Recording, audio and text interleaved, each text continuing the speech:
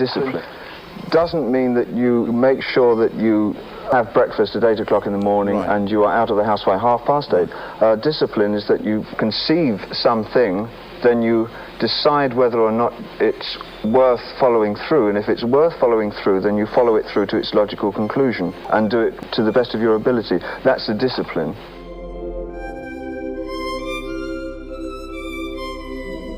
We're doing a tribute to David Bowie, my greatest hero and my greatest inspiration in life. When I first walked into the room and looked at this white wall, I thought that I wanted to do something very modern in interpretation of David Bowie. I didn't just want to do a painting about him as Ziggy Stardust. I wanted to do it as a multi-layered kind of picture.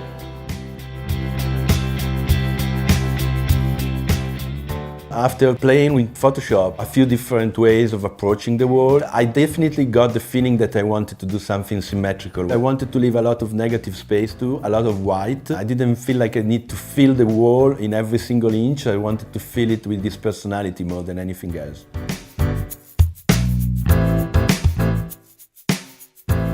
He was more than just a singer or a rock star. He was like a full-on artist.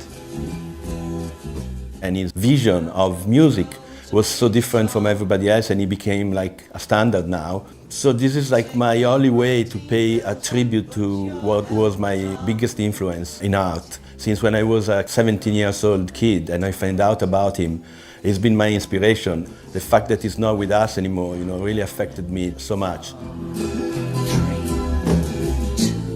The title of the piece is Arrestin Peace. I didn't want to call him Arrestin Peace David Bowie, that is so sad. But then, while I was working with the mugshot of David Bowie. He's been arrested, so it's not Rest in Peace, it's Arrest in Peace.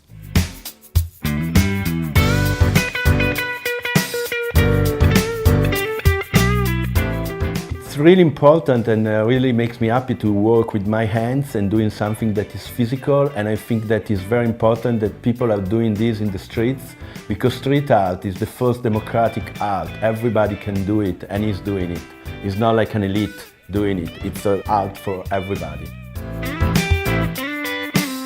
I was very lucky in the 90s to be one of the first to use Photoshop in its early version as a beta testing, and I was using the channel to overlap pictures.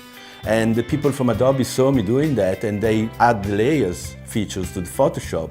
And I've been mastering this in Premiere and Final Cut. Use it all of my life. So now is a natural progression that I'm using the layer technique in the stencils too.